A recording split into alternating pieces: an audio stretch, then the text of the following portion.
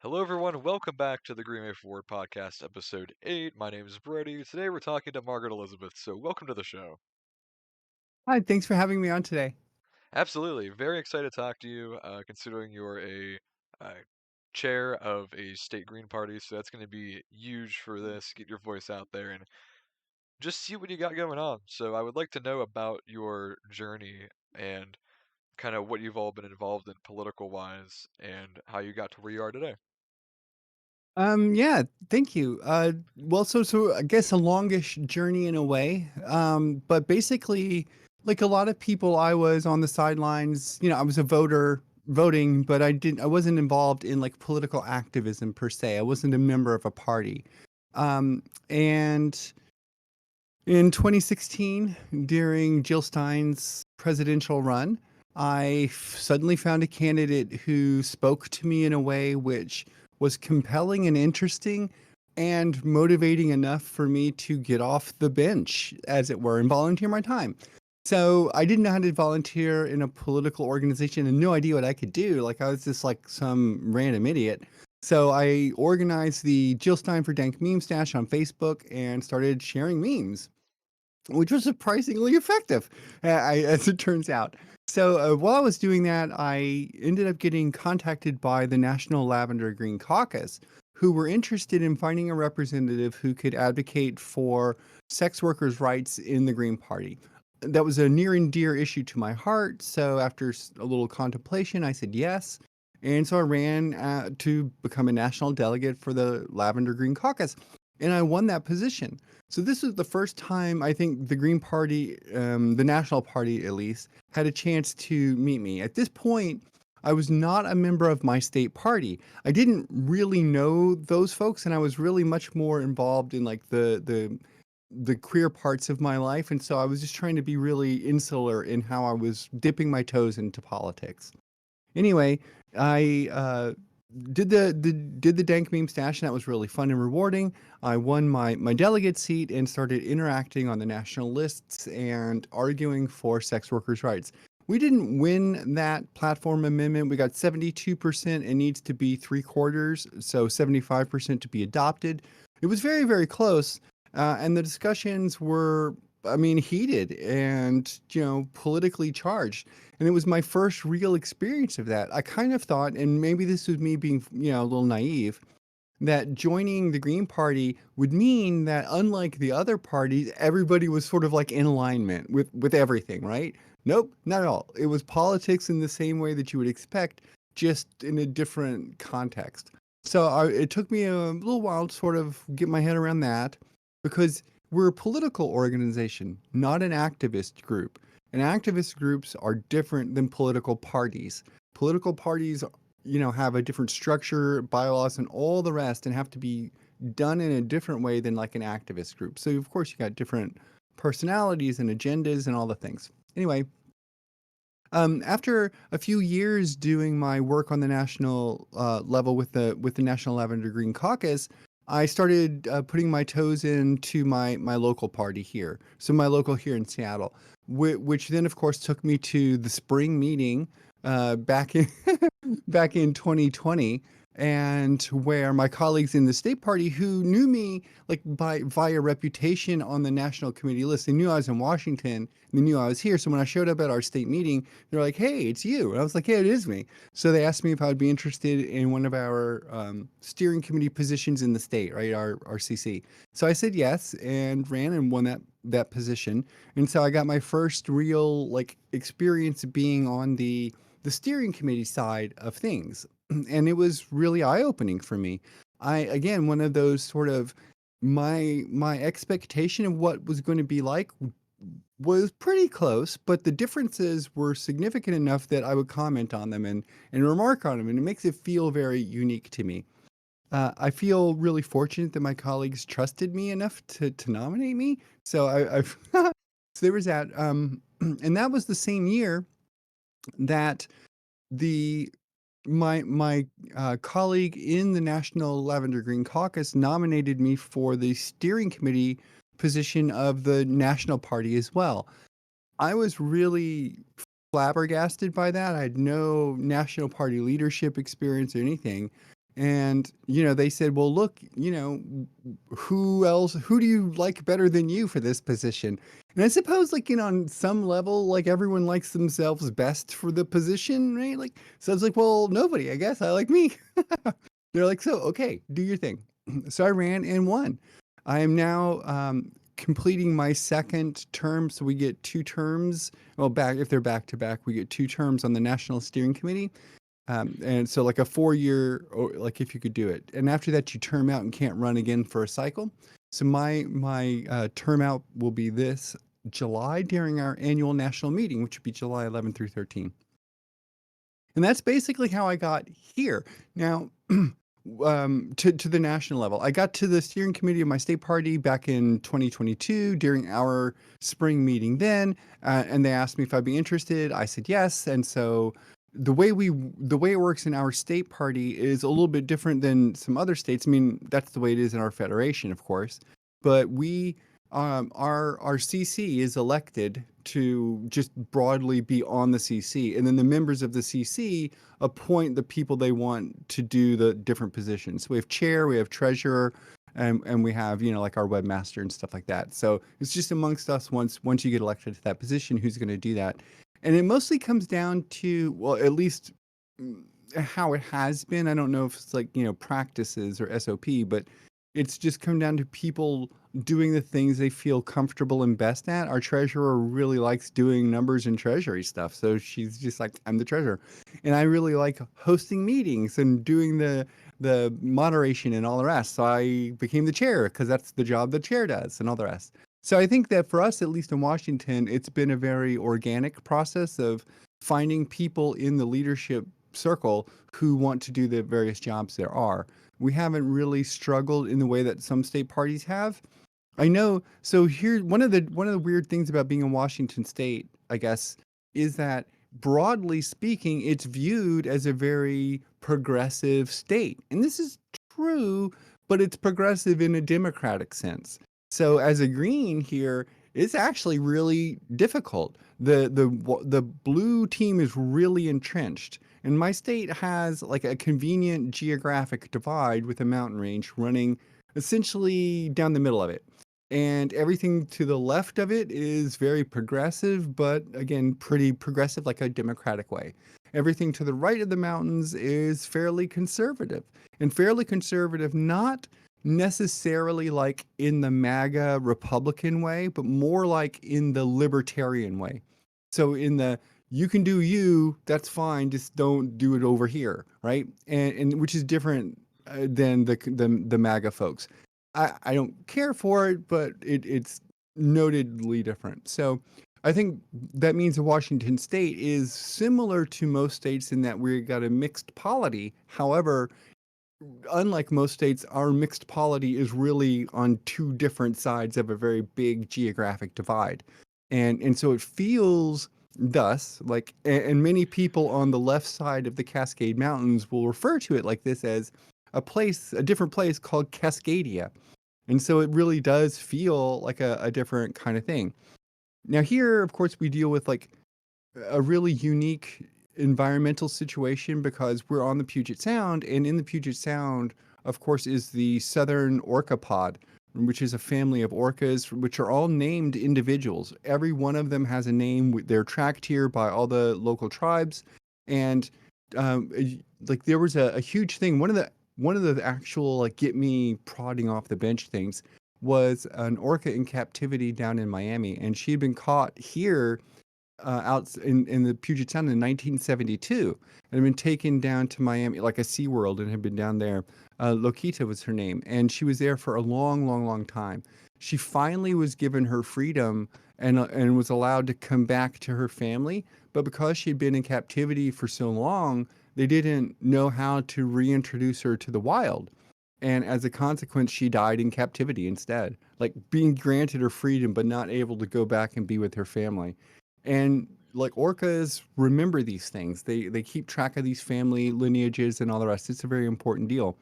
But because of that, and we have, of course, salmon spawning rivers here, which are very, very important to our ecology and just the natural ecology of the world, just because of what salmon are. But here in our part of the world in particular, right, the cleanliness of our rivers is significantly important to the wildlife health. And with the other horrifying truth about living in Washington is that because they didn't really think a lot of people were going to live here, they built a lot of nuclear reactors on our rivers, which have, of course, leaked and have become Superfund sites and have to be closed down and cleaned up. And we're looking at groundwater leaks into all of our major rivers and lakes in our state. And there's really like as much money as the government spends to fix these things, it's like, a putting your finger in a leaking dike kind of situation. Another one just pops up. And at some point, we have to realize that like those were terrible mistakes. And though we're going to spend the rest of our time as a nation trying to fix it, we can't repeat that mistake. We can't keep putting things, and jeopardizing waterways. We can't put power plants on our water systems and not expect to have dirty water. Look at what happened, with the water protectors in South Dakota. Exactly what they said. You put the pipeline under the river, it doesn't matter. It's going to leak and destroy the river. And sure as shit, that's what occurred. And of course it does. We can look like anyone can go and take a drone, really, and fly it down a pipeline that's above ground and see the leaks just leaking out of the pipeline. And it's the acceptable range of leaking. I think that seeing that kind of stuff over and over again just building up, and as we moved from 2016 into 2020, and then of course COVID and the lockdown, everything just kind of spiraled, and it brought the whole urgency of the climate catastrophe into focus for me in a way which was very, very hard to ignore. I mean, it's hard to ignore anyway when suddenly out of nowhere you've got, a heat dome in Seattle that's 108 degrees. It's Seattle. Like, what is going on? We don't have air conditioning here in most of our buildings because they never expected heat that high. So it's killing people left and right. And we as a group of citizens in my state and my city are unprepared for what's coming. Our emergency, the state level, like FEMA agency, right? So the emergency planning agency has predicted sea level rise for the coming between now and the end of the century, based on current models and everything, which we now know are accelerating, and the old models were conservative compared to what's going to be. But our prediction here for sea level rise at Seattle, and we're a sea level city, right, is 24 to 54 inches. That's 2 to 5 feet of sea level rise. It's such a huge amount of water that it's almost hard for me to believe. And I know, and I know that a lot of people in a situation like I am, and if you're listening to this podcast, you're probably an environmentally concerned person. And you might look around the world and see the hottest year, on record in the last 125,000 years and all these things, and feel despair and doom. And I get that. I understand it. But we have to fight that feeling. That that feeling of fear and despair will paralyze us in our seats. It will give us, decision paralysis. We don't know what to do, so we do nothing. Instead, I would like to offer this. We're smart as a species. We can engineer our way out of this. We can fix it. It's a matter of political will, not technology, not know-how. And so when you think that this problem is intractable, it really isn't. This can be fixed in a couple of ways. I mean, obviously, the direct way corporations stop doing these things, but even leaving that aside, we do it, through the power of the ballot box. If you are living in a district and you know that your congressperson, your senator, they keep voting for pipelines and energy projects, vote for someone else. Vote for the other candidates, the people who aren't doing that. That's how we change it. And I get how, if you look at like electoral politics, broadly speaking, in the United States, it can feel very disheartening. Like your vote doesn't matter because it's the electoral college, right? And I'm not even going to address that per se, because that's a valid perspective. What I will say instead is that politics are local. And whilst you might not be able to feel like you're influencing the presidential election, I guarantee you that you're influencing the election for your city council, that you're influencing the election for your mayor. I ran for Seattle City Council this year. The person who won my race won by 403 votes. 403. And so every individual vote counts. So you might not feel like you're making a big difference, voting for Joe Biden or Trump or whomever their candidates are going to be, or even Jill Stein, presumably our candidate, but we don't know who that's going to be either. Irrespective of that, if you're feeling disempowered, vote locally. You can vote for the school board, which is vitally important. As we know, our school boards are being attacked right now by MAGA conservatives all over the country.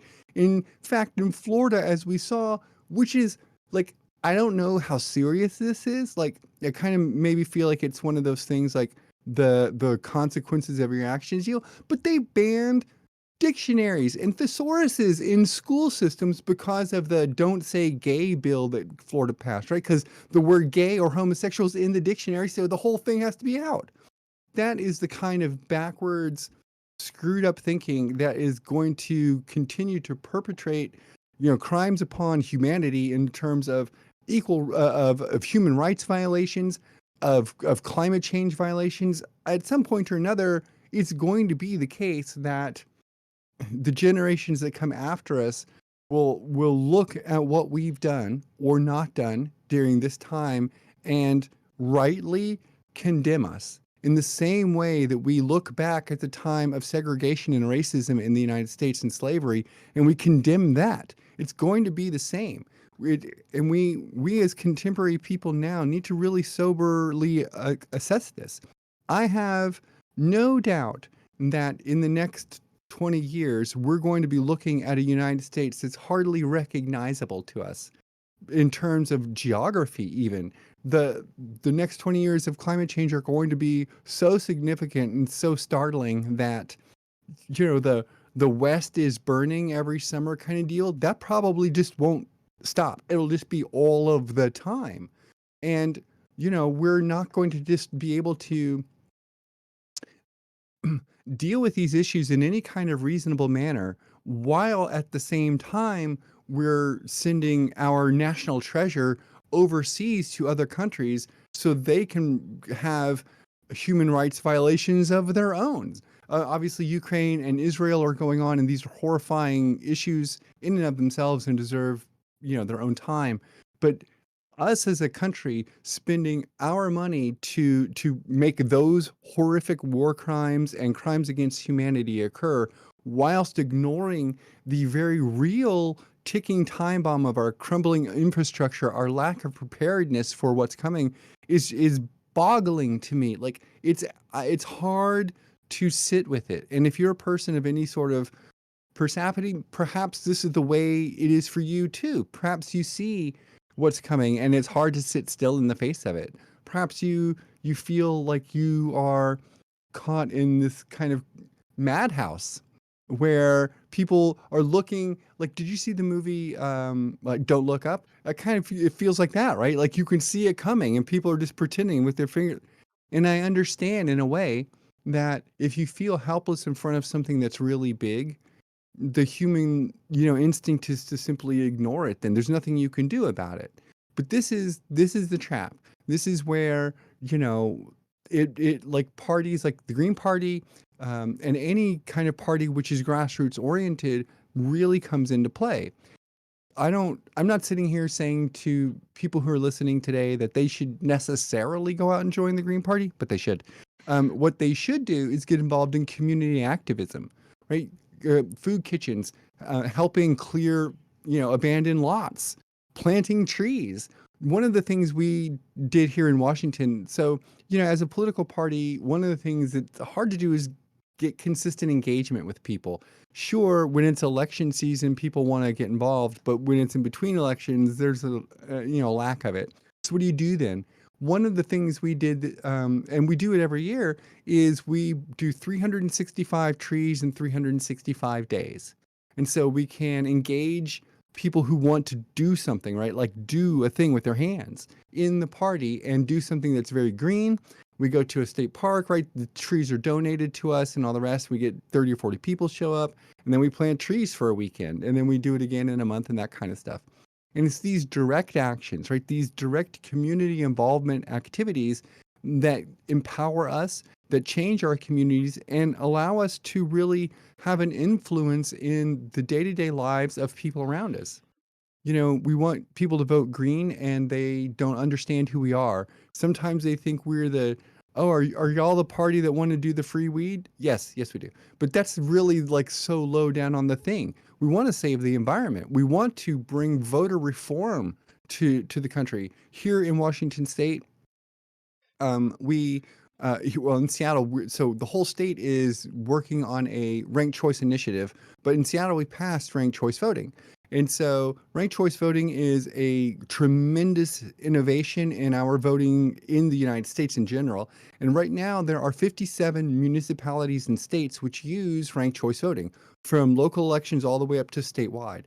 So it's happening, and it's happening state by state and place by place. If you live someplace that doesn't have ranked choice voting and you have citizens initiatives, make one. Write that initiative, get people to sign it in that petition, and you can get ranked choice voting. You can just actually vote for the candidates that you like and not have to worry about not voting for them. Or the spoiler effect or any of that stuff that people talk about.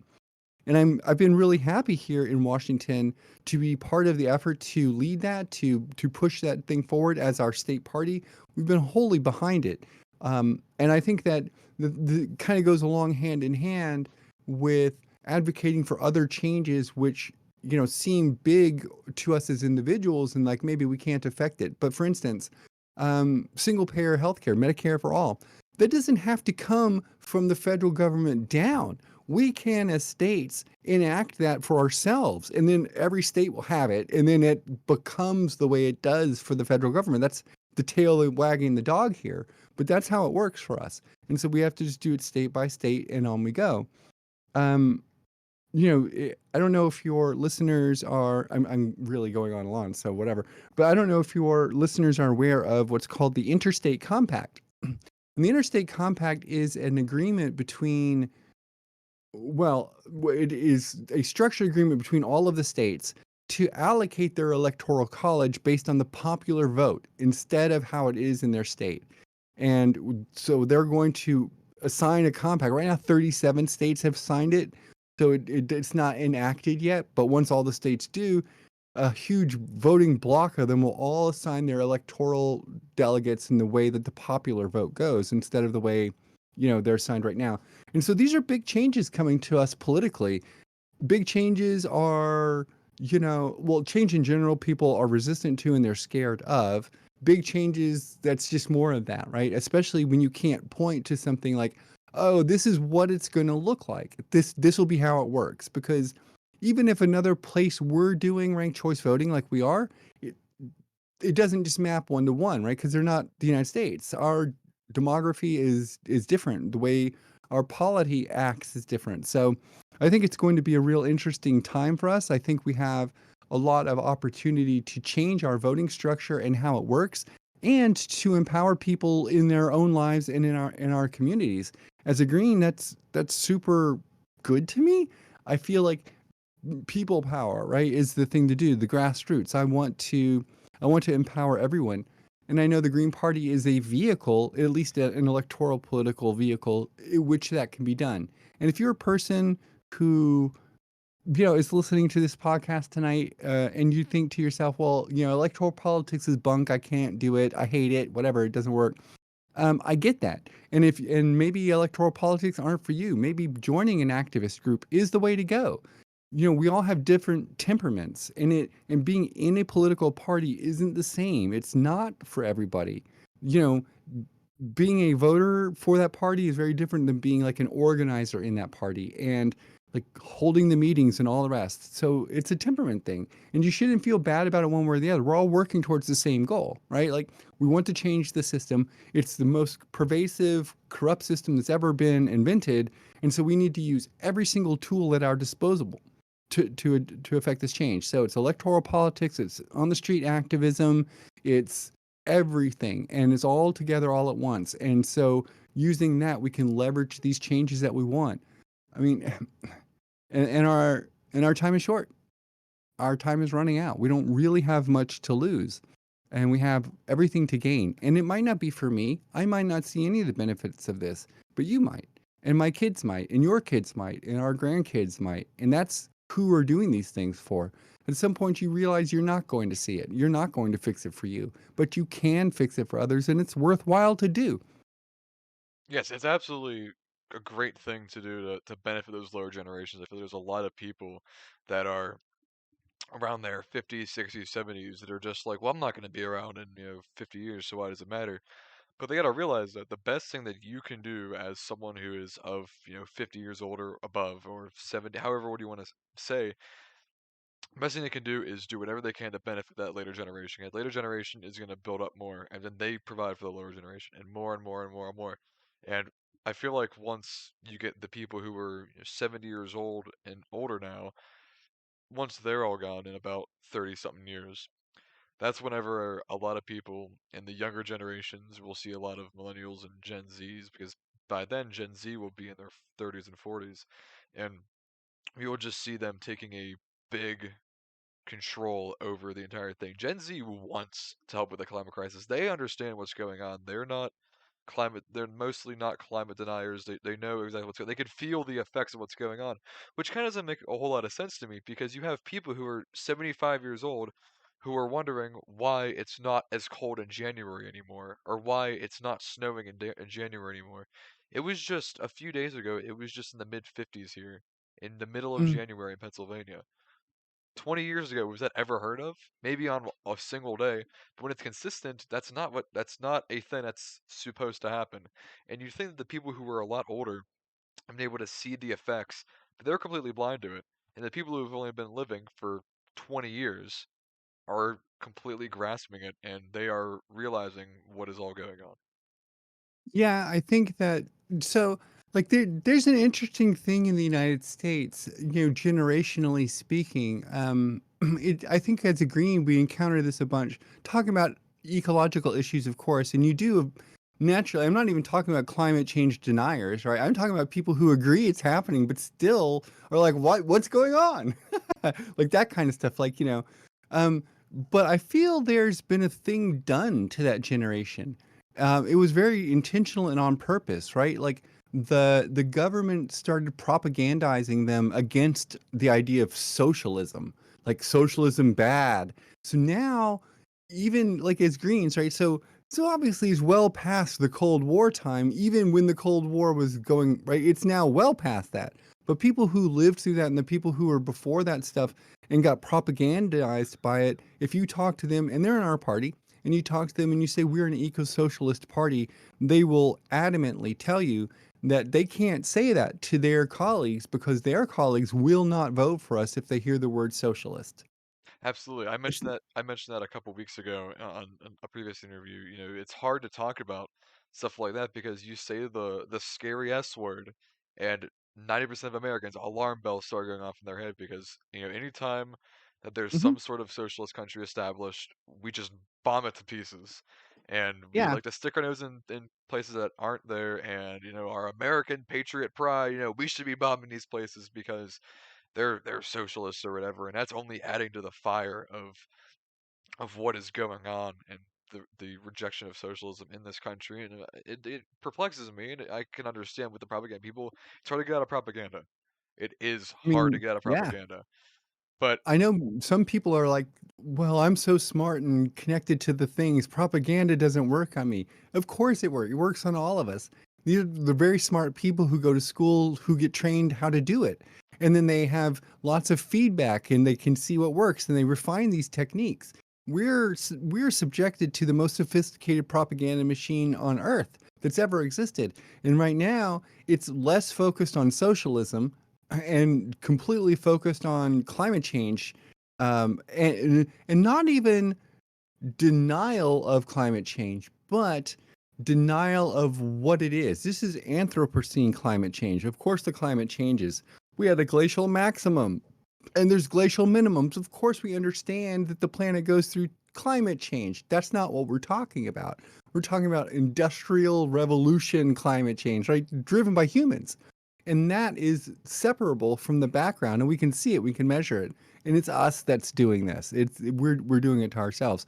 And you know, it can be hard for us to recognize that. But again, the same kind of thing it happened to our friends and colleagues here in the United States. We're aware now that Exxon, for instance, knew about what was going to be coming with climate change if our fossil fuel consumption didn't change. Like back in 1980, they had a big report on it, right?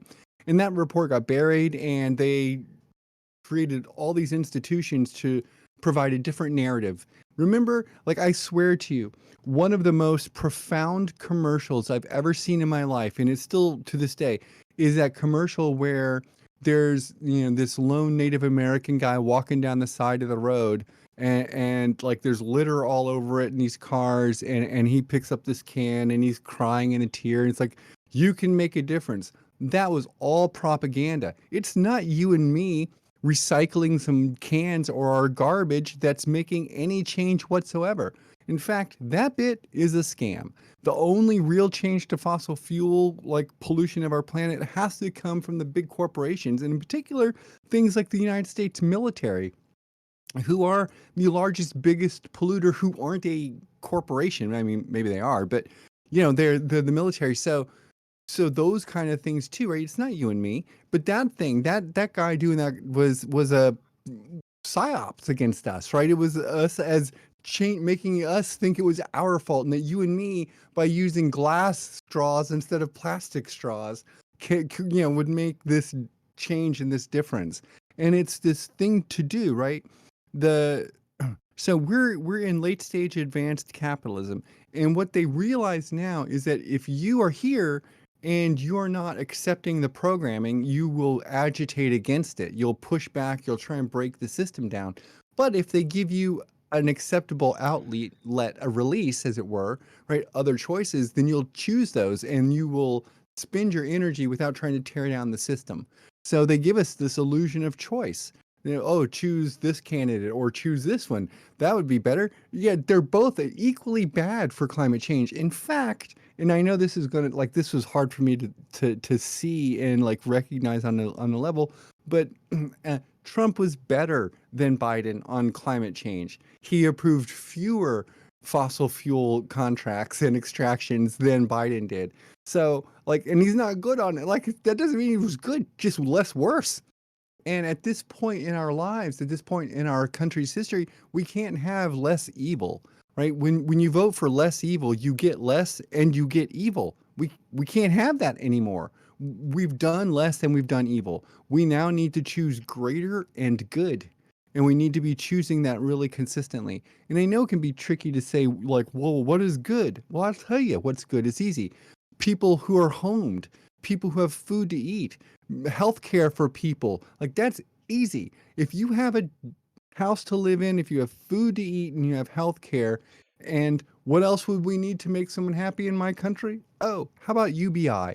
And we can do all of that. We could do every single bit of it. And all we really need to do, and this is going to be my one pitch, is like the MAGA people say, make America great again, which really just means make the corporate tax rate 80% again. And if we could do that, then we would be back in, like, I think in their heads there's this halcyon age of the United States between 1952 and 1968. And between that time, like, the United States was spending all this money, but mostly it was trying to deal with the vast unemployed workforce that had come back from World War II. They had to put all these guys to work. So they started building infrastructure and all this stuff. So it made it feel like they're all, you know, there was this big boom time, this prosperous thing for all these folks. And in a way it was. But that had a very limited window. Well, here we are, you know, roughly 80 years later, and Flint, Michigan has water pipes that are completely unusable. The whole city, no water. We have dams that are crumbling, bridges that just fall down, train tracks. Our train rail system is so completely antiquated and outdated that every day we have derailments and explosions. As we know, over the last, 6 months, there's been disastrous explosions of these rail cars that are way too long, unsafe, and carrying unsafe chemicals through crowded, populated areas. These are all the kinds of things that just happen when there's a sort of collective like breakdown of societal obligation. Like if I feel personally obligated to you, like I'm not going to hurt you, then even if I could cut some corners on my train system here, I'm not going to do it because I know the potential for hurting my fellow neighbors is too great. But when I lose that and I'm now just consumed by greed and making as much for me as I can, I don't care about you. Caveat emptor, right? Buyer beware. Whatever you bought your land near a railroad track, I guess. Whatever, that's your fault. And it's a disaster. I think there's a real collective loss of that sense of community. So getting involved in our community in food kitchens, right? These community projects is a way to reconnect us and bring back that sense of feeling connected to our neighbors and feeling like our responsibilities extend beyond ourselves. Yeah, and the whole thing, the buyer beware sort of thing about buying land or a home or whatever, that is just a cop out that these corporations and the government, they're lobbying the government for. But they're saying, oh, you buy by the railroad, you took that risk. Well, no, you should have been being able to prevent it. You can prevent it. You have the resources to prevent it, but you're being lobbied by these big companies that are Yeah. shifting the blame over to the person buying the land. If you live in the, as you mentioned, if you live in the mountains of Washington and there's some sort of landslide, you're going to be told, "Oh, you shouldn't have lived in the mountains." There's a wildfire. Oh, you shouldn't have lived out there where the fires are. Like what?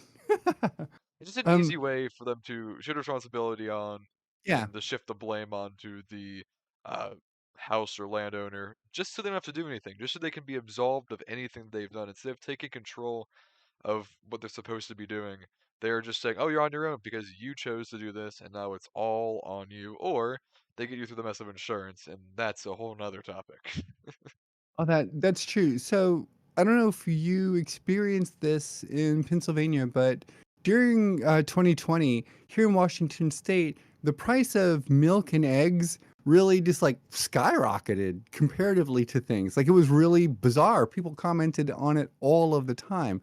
As it turns out, there was a collusion between the dairy manufacturers and the poultry and egg producers here in my state to such an extent that the state sued them and the state won, I don't know, $75 million or something. So each citizen of Washington got a check for $50.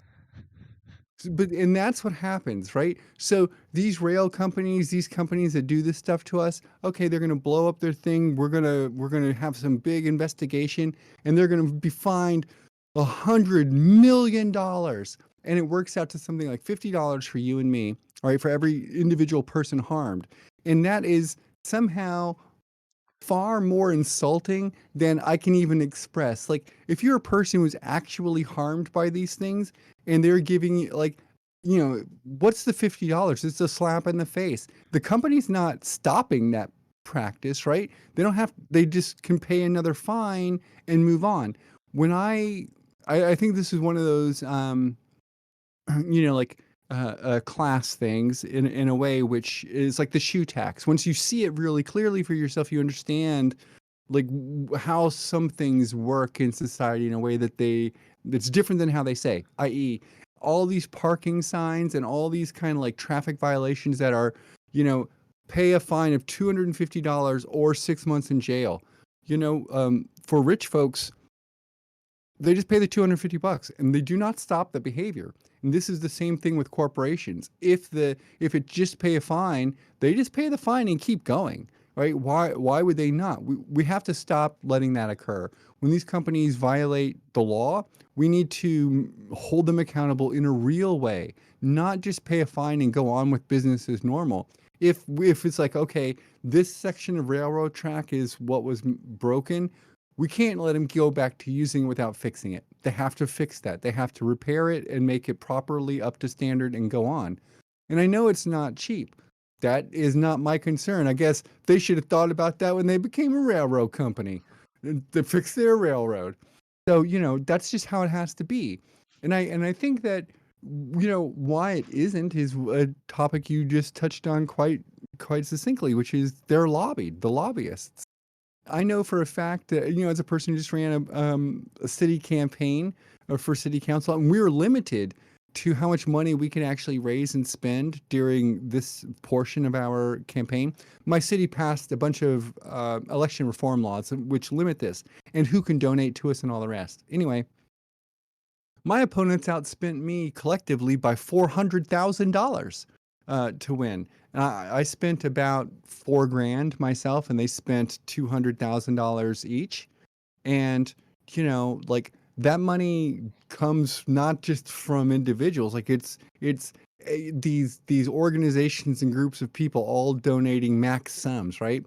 So how does that work in Washington, D.C.? Oh, I know how it works. It costs on average $1.2 million to win a congressional race. Where do you come up with that money?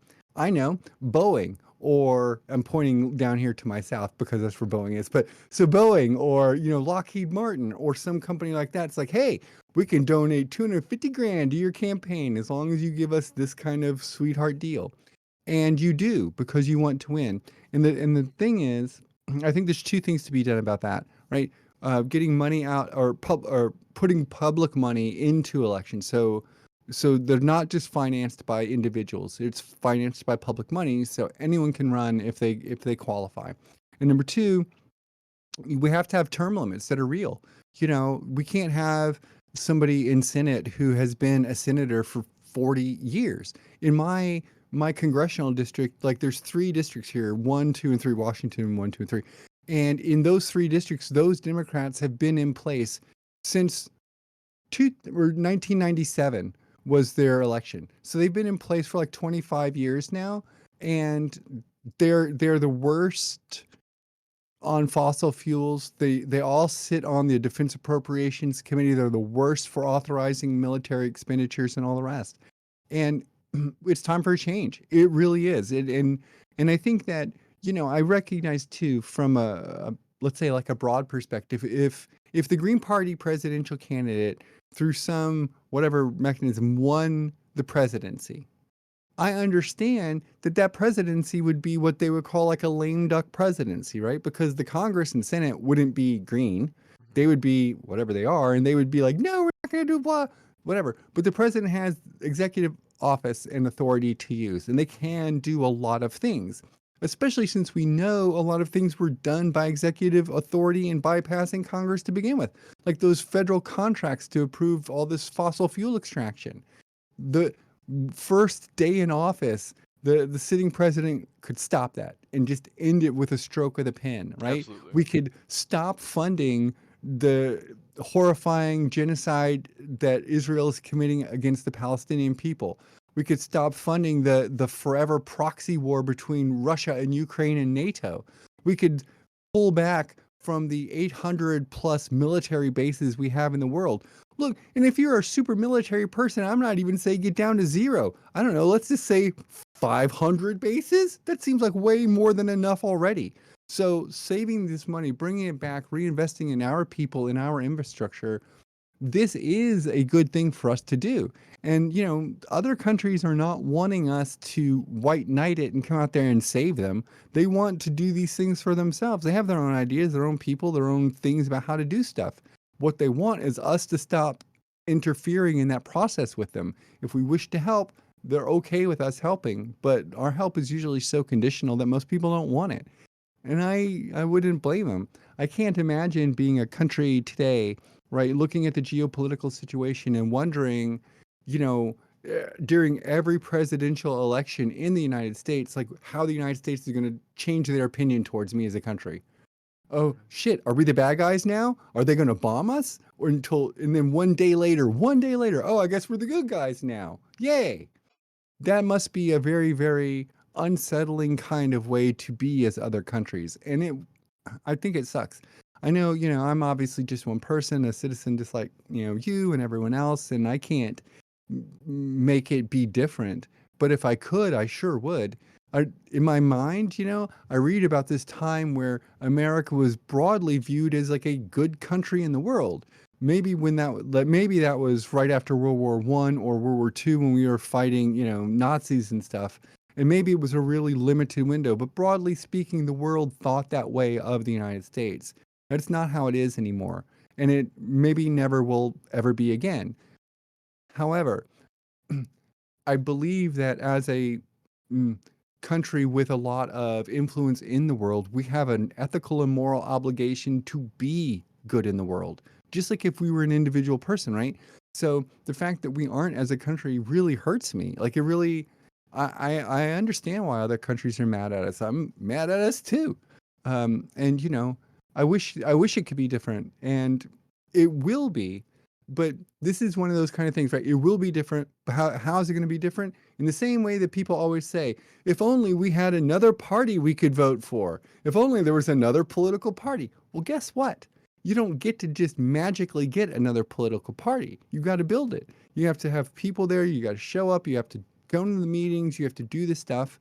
And then you build a new party, right? And then in 10 years or 15 years, it's big enough and viable enough that it's challenging the duopoly. And then you have these real, honest to godness, plurality systems that are representing the people, which we don't have right now. But we're not going to get there just by wishing it to be. People have to build it, and it's not for everybody, right? Building a thing is not the same thing as enjoying a thing or using a thing. And the building of it is hard. And if you're a Green Party organizer, you know, I feel on a deep level the pain that you feel all the time. I struggle with it too, both at my state level and at the national level. I want to engage people, in my state, so I do these community-based projects, and that helps, right? And you can go to community kitchens and all the rest. But what do we do as a national party? That same thing doesn't really translate that same way, and it can feel frustrating and hard to engage people at the national level to get them involved in this broader perspective. And so, I don't want to discourage people from doing that. But again, politics are local. So get involved in your local, like not just the state, but down at your local level. And you can like impact these changes. We all start somewhere. No one starts like, all the way down the path. We all start at level one. And you have to start adventuring and build up experience and get your level up. And that's the only way to do it. And you're right about this. The next generation of people who are coming into political power have a very different sensibility of what's going on and what priorities are. They're going to inherit a world which is, in crisis. That is the case of it. And it's not going to be a thing of their making, but they're going to be the ones who have to fix it. And I think it's the kind of situation where, I'm in that kind of transitional space. I'm no longer in those generations. I'm a kind of an older person. I'm 55, and so I feel my obligation is to help as much as I can and to take responsibility for my parts of it. And though I don't feel like I'm past the game or anything like that at all, I understand that it's a what we're doing is a relay race. It's a very long race, and we're passing batons, right? So the generation of Greens who built this party, who started it in the United States, have passed that baton on to my generation and me and my colleagues right now. And we will be passing that baton on to the next generation who are in the party at this moment, who are learning and growing and becoming leaders in their own right. And that's how it has to work, and that's how it has to be. And I feel like I'm a really fortunate person in a way, because I do have these strong views about the environment, ecology, like social policies, this kind of stuff. And I'm in a political party which supports those views too. So I'm always, when I talk to my colleagues, they're like, "Oh no, we totally agree." And, as an open queer person, I don't often feel like I get a chance to have my voice heard, number one, and then number two, respected and taken seriously. So the Green Party is that place. And I want to speak directly to queer folks for just a second here. I've put in a lot of time and effort to make sure of that. It is a place where I know queer folks can come and find a political home to organize. It doesn't matter what the other parties say or do. I know for a fact that if you're a queer person, you can come into the Green Party, you can get into positions of leadership, and people will listen to you, they will respect your ideas, and you can shape this organization. You can shape a political party of the United States by your presence. This is not a thing you can really do in the bigger parties. It's just not. And so if you want to have a voice, if you want to feel represented, the Green Party is the way to go. And we run candidates at every level, all across the country. This last election cycle, we ran, so like there's multiple this year. So the spring election cycle, back in 23, we had 147 candidates run, and we won 42% of our races. So at that put our sitting candidates at like 122 sitting candidates, all around the country at that time. I haven't seen the numbers that just concluded after November yet. We're having our next meeting tomorrow, and I should see some of those numbers then. But you know, I guess my point is this: is like 42% of our candidates won their races. 42%. So if we had Greens running everywhere, we would have a green Congress. We'd have a green country because we win our races. People like the green message. It resonates with them. They experience it, and our candidates, as you've interviewed several of us, had them on here and given us a lot of time to talk. And you hear our ideas and the way we are compassionately and passionately engaged in our communities and these issues. And I think it resonates with people. I know for a fact that I have had my fucking fill of these um, professional politicians who go to like a construction site and they rolled up their sleeves and got a hard hat on. I'm like, what? Stop with this. It's so insincere. It's so disingenuous. And I really honestly believe that, the modern generation of Americans is absolutely done with insincere politicians and people who aren't speaking from their heart. And which I think in some way explains a bit of why Trump was as successful as he was, populist candidate and all.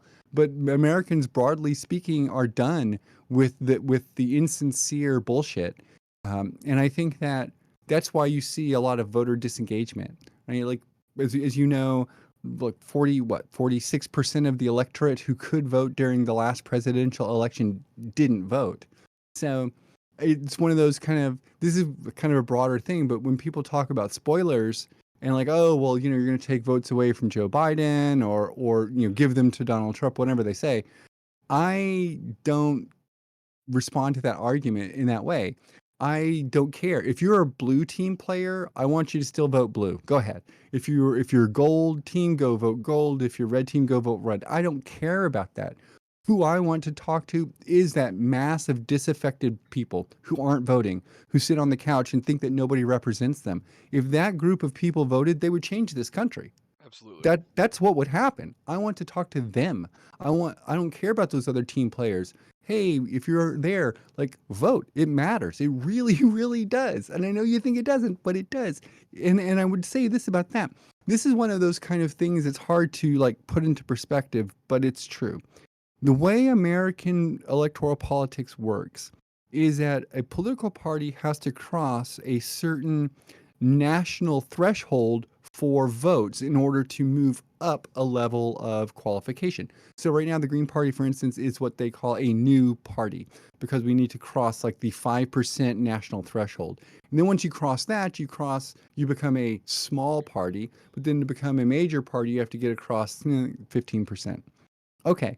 Well, since the mass of disaffected voters represents roughly 47% of the electorate, if they voted all for a third party candidate, even if they voted for different third party candidates, they would change the course of American electoral politics forever because it would elevate the libertarians and the Greens from new parties up to major party status, which means that they qualify for public funding.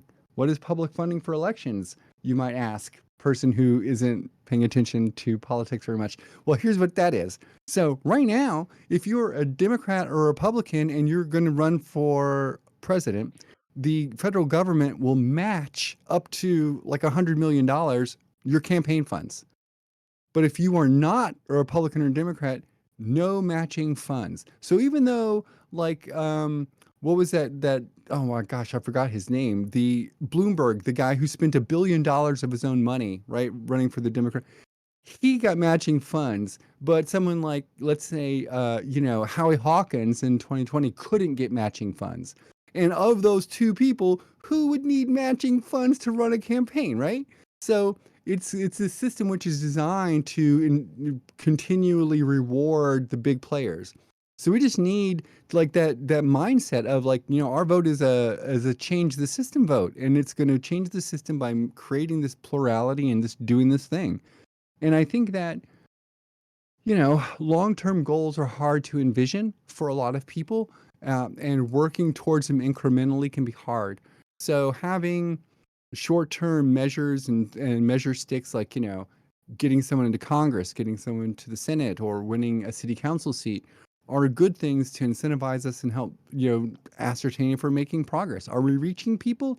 Is the party growing? Do more people talk to us about green issues than before? I know here in Seattle, during my race, I was the only candidate who was going on about climate change.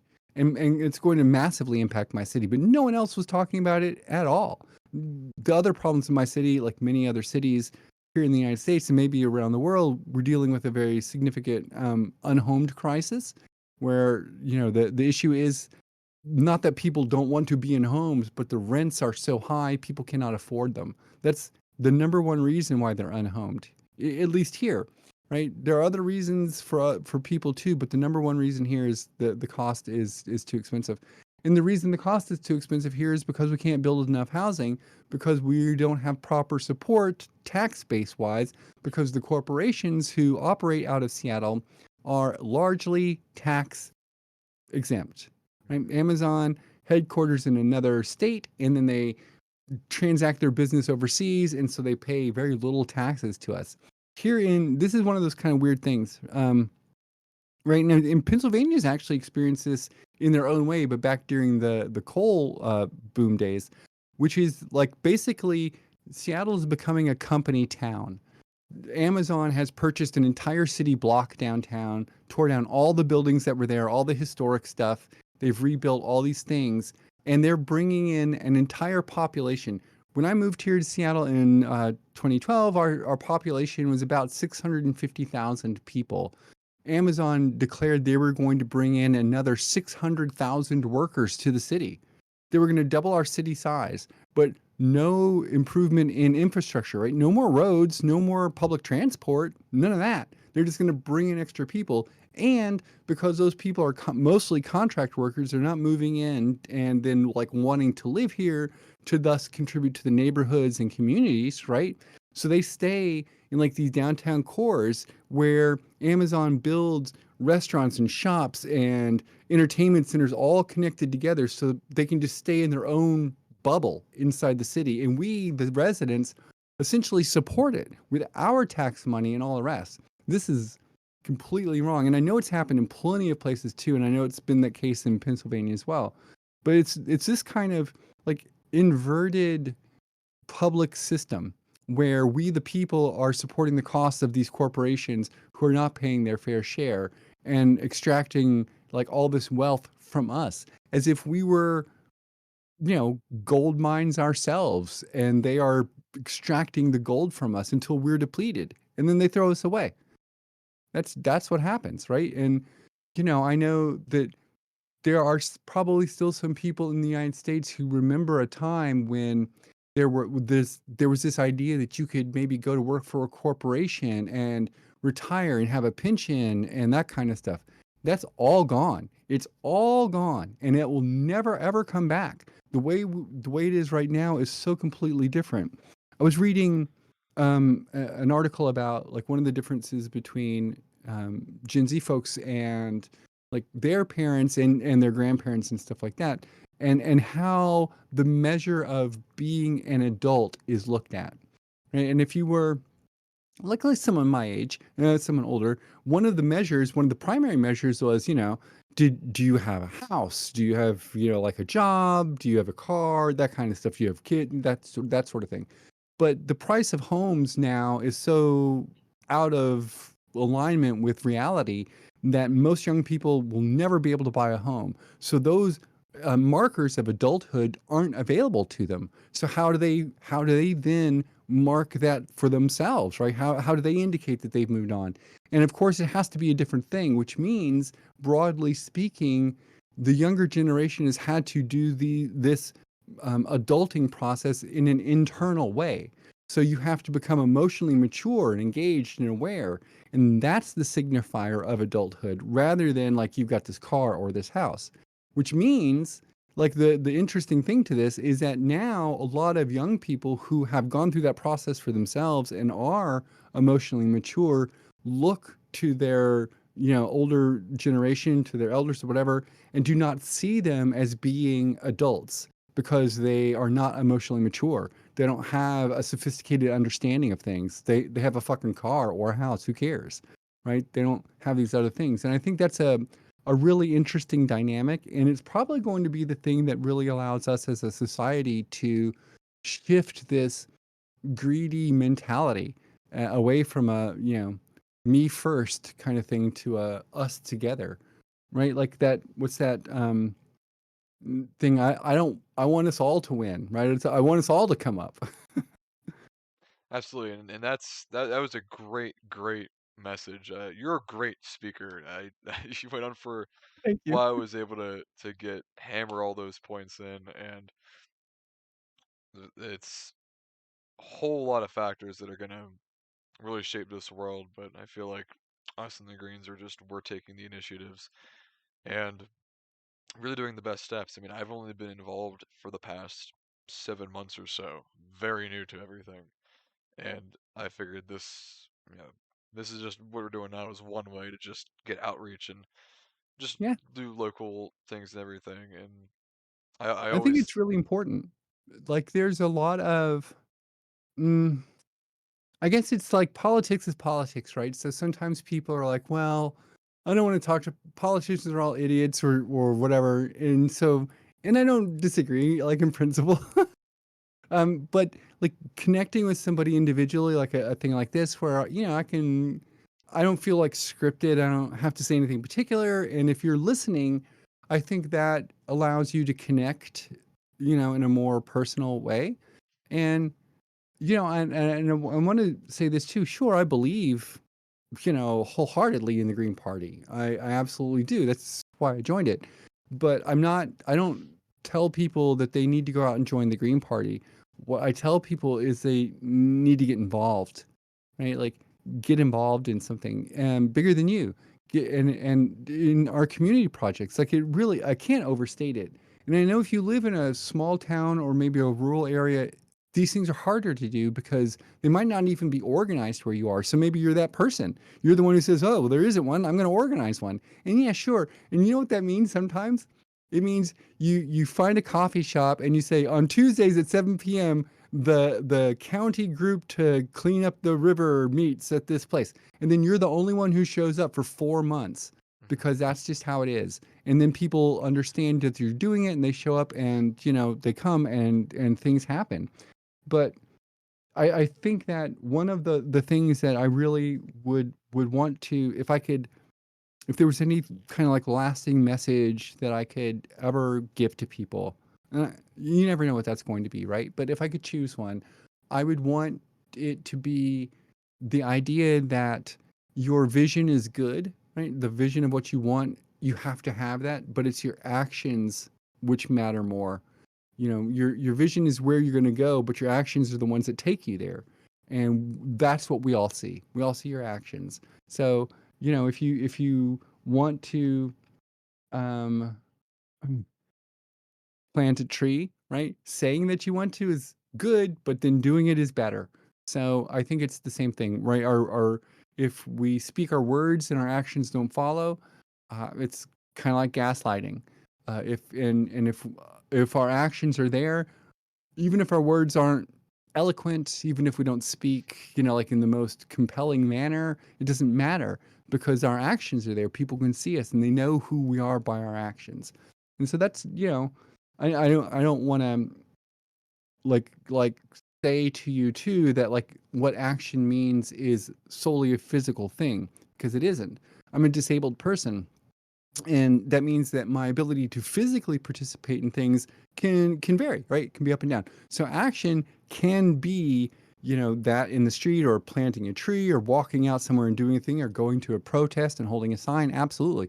But it can also be volunteering to do administrative stuff from home for your local party, or for your food kitchen, or whatever you can do from your chair in your place, right?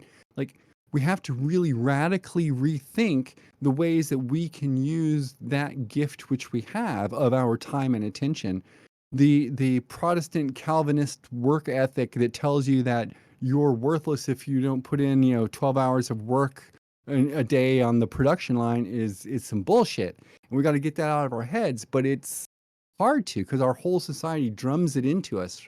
And so it's a real effort to realize that you have value, that you matter, that your opinions count if you're not a, cog in the machine, because that's how they make you feel. If you're not productive, then you don't count. That's not true. You can do a lot of things and your activism matters. In fact, it might matter more so than a lot of others, because you have a unique perspective and experience which can inform people who don't share it. And if you get involved with the right group of people, they want to hear that stuff. As a person, just a general thing, I want to hear new information and new perspectives, because well, I like growing as a person, number one, and I like just hearing new stuff. And so having someone's perspective, even if it's the thing I've watched, like, we're both standing next to the thing when it happens, I still want that person to tell me about their experience of it, because it was different than mine, even though we both shared it, right? And so this is how it is with my activism. And I think if you're a Green Party person in general, this is kind of the thing you feel too. You feel sort of motivated to get involved. And then once you do and you see it, and you want to help others get involved too. But then, that's the nature of organizing. I will tell you this, though. One of the stranger challenges that I've had is, because we, as the Green Party itself, is organized in a very different kind of way than the Republicans or the Democrats, right? So we're a federation of state parties, which means that each state party is essentially its own entity. We share the 10 key values in our four pillars, but uh, the individual iteration or how we express that is different. Okay, well, obviously the big parties aren't not like that. Their state parties are just, extensions of the national party, basically like a headquarters in the state. So what this means for you and me is that if you're a Green living in, let's say, Arizona, your experience of being in the Green Party is going to be very, very different than mine. The issues are different in your state, like who's there, how you're involved in it. Even your bylaws and the way you go about your stuff is different. And you, as an individual Green, can influence that. You can change it. You can participate in the process of creating new rules and bylaws and all the things. Whereas you can't do that in the big parties. It's just not part of it. You don't get to shape anything. Um, and as a person who went through a bunch of my life in situations where I felt like I didn't have a lot of ability to, influence a direction, or create a space to my liking, the the fact that the Green Party not only permits me to do this, but in fact encourages. I mean, this is what grassroots democracy is. So it encourages this is really refreshing to me. So it's not like you're the person coming in and agitating, right? That's not it. The whole system is built for the individual person to have their perspective elevated, and it's us, it's the grassroots that drive it. So and it comes from the bottom up to the national party, which means, of course, that, some state parties have a bunch of people in them because they're just bigger states. Some state parties are smaller, I mean, because of population wise too. But then volunteering is its own thing. We don't really run with big budgets. None of our state parties, compared to the big parties, no one has big budgets, right? But even that way, it's all relatively small budget stuff, which means that as volunteers, and we all are, then we're usually wearing multiple hats, right? So you got to do multiple things, and that kind of dynamic environment can be really empowering for people if that's the thing that you really like. But for some folks, that sort of having to wear multiple hats is challenging. And so, this is the other thing too. Because you might be the kind who can wear multiple hats or not, the big challenge you have is knowing yourself, because you'll see a lot of things that need to get done. And more than likely, if you've raised your hand to volunteer the first time that you saw something going on, you'll raise it again every time the thing is, right? We're generally the kind of people who see a problem and like, well, who's going to fix it if not me? I'll just fix it now.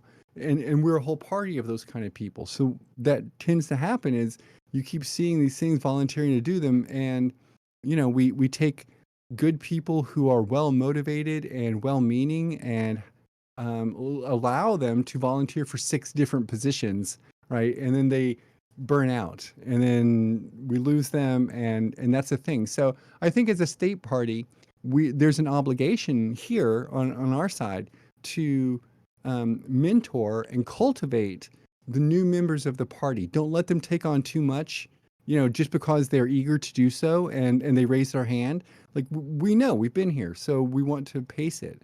And that's just how it has to be if we want to build a long lasting movement, and we do. So we have to be smart about it. We have to understand like what's worked in other groups, right? We don't have to reinvent the wheel here. We just have to do things that work in other groups that are structured like us. And so making sure we don't get burned out is a big deal. We're the only ones of us. Absolutely. So it's important And we I we think that's stay a here. and I think that's a great closing message for everyone to hear for the podcast. I do appreciate your time on here. Is there Oh yeah, of anything course. else you wanted to wrap up with? Well, no, but I mean, yes, I guess there's a bunch, but I'll just say this about that. Um, so thank you very much for having me on. I really appreciate you getting involved in the party yourself, and how we outreach is got to change all the time, and so this is great. I think getting a chance to meet state leaders, national leaders, and stuff just in a casual setting is really empowering. The only times we ever get to do that normally are like at our annual national meeting. And we haven't had an in-person one of those in 4 years, and we're not going to have one this year either. So how do we meet each other, right? And this is really great. So I appreciate you putting in your effort to do this, and like taking this kind of project on. And there's a lot of perspectives I'm sure you're going to hear, and your listeners are going to get a chance to be exposed to as well. And I'll just say this about that. I guess my closing message is this: if you are a person listening to this and you have any desire whatsoever to get involved, then do so. It's not going to be a thing you know how to do it first, and that's okay. There will be people who will help you. They will give you advice, they will teach you. If they've done it before, they will show you. And that's all there is to it. Just show up and do it. And it's scary, and it's hard, and it's anxious, and people will tell you that you're wasting your time, and that why, well, I can't believe you're going to elect name X president, like whoever you're not voting for, right? But that's suddenly now your vote.